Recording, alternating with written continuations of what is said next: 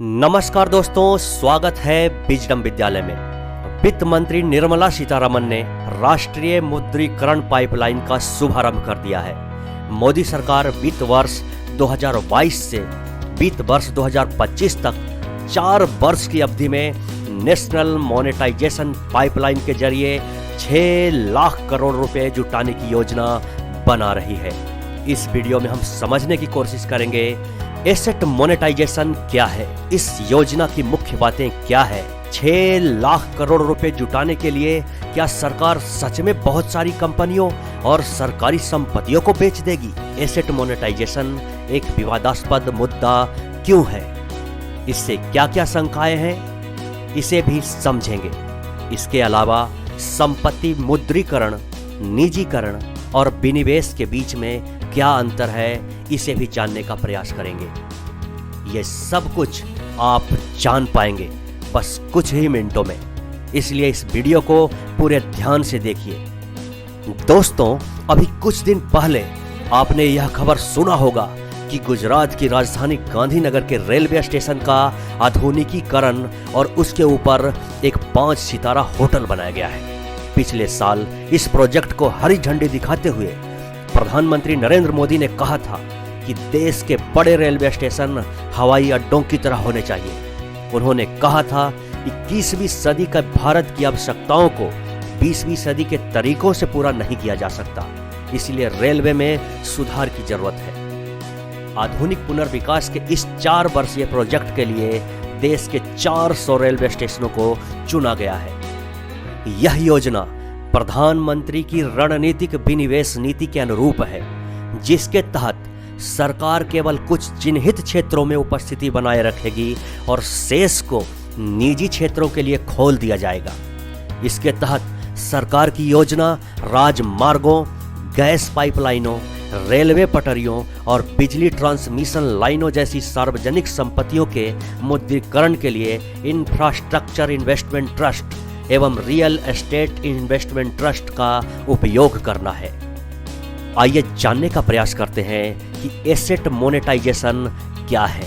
Asset monetization यानी संपत्ति मुद्रीकरण का मतलब सरकारी संपत्तियों के मूल्यों को अनलॉक करके सरकार के लिए राजस्व के नए सूत्रों का निर्माण करना है। आम तौर से सरकार की आय कम हो तो अतिरिक्त कमाई का ये एक आसान जरिया माना जाता है।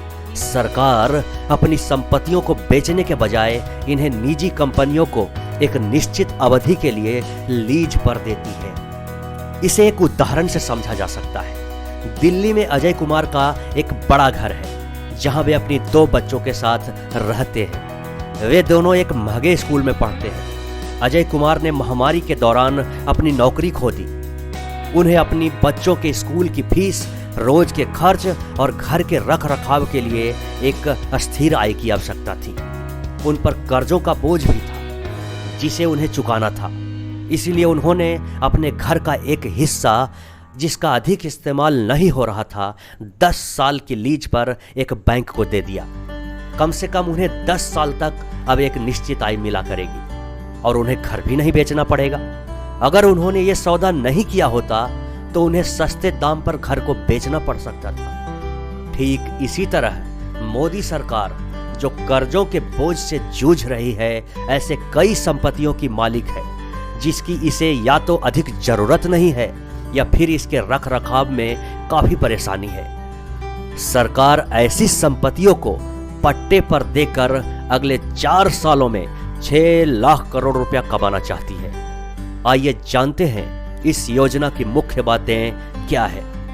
निर्मला सीतारमण के अनुसार एसेट मोनेटाइजेशन की खास बातें ये हैं। राष्ट्रीय मुद्रीकरण योजना के तहत भूमि का मुद्रीकरण नहीं किया जाएगा। ये ध्यान देने वाली बात है कि भूमि का मुद्रीकरण नहीं किया जाएगा, केवल ब्राउनफील्ड संपत्ति का मुद्रीकरण किया जाएगा। मुद्रीकृत संपत्तियों की मिल्कियत सरकार के पास रहेगी। तय समय के भीतर उक्त संपत्ति को सरकार को फिर लौटाना पड़ेगा। एसेट मोनेटाइजेशन की अवधि 25 साल की होगी। इसके बाद प्राइवेट कंपनियां सरकार को संपत्ति वापस कर सकती है, या यूं कहे उन्हें सरकार को संपत्ति वापस करनी ही होगी, क्योंकि ये लीज 25 साल की ही होगी। सरकार संपत्ति बेच नहीं रही है, बल्कि केवल कैश कमाने के लिए उन्हें पट्टे पर दे रही है, जो भारत के इंफ्रास्ट्रक्चर के विकास की कोशिशों को ऊर्जा देने के लिए आवश्यक है। तो फिर एसेट मोनेटाइजेशन एक विवादास्पद मुद्दा क्यों है? संपत्ति मुद्रीकरण इस समय देश में एक विवादास्पद मुद्दा बन चुका है। कांग्रेस पार्टी के नेता राहुल गांधी ने कहा कि बीजेपी दावा करती रहती है कि 70 साल में भारत में कुछ नहीं हुआ, लेकिन अब इतने सालों में बनाई गई सारी संपत्तियों को बेच रही है। खुद बीजेपी सांसद और पूर्व केंद्रीय मंत्री सुब्रमण्यम स्वामी ने ट्विटर पर सरकार की इस योजना का विरोध किया है। सरकार बार बार इस बात पर भी जोर दे रही है कि यह सरकारी संपत्तियों की बिक्री नहीं है, ये केवल 25 साल के लिए पट्टे पर दिए जा रहे हैं। आपको बताते चले कि इस योजना को सरकारी थिंक टैंक नीति आयोग ने तैयार किया है। एकाधिकार का खतरा। कुछ विशेषज्ञों को यह डर भी है कि क्रोनी कैपिटलिज्म या एक दो खास कंपनियों का एकाधिकार न बनकर रह जाए।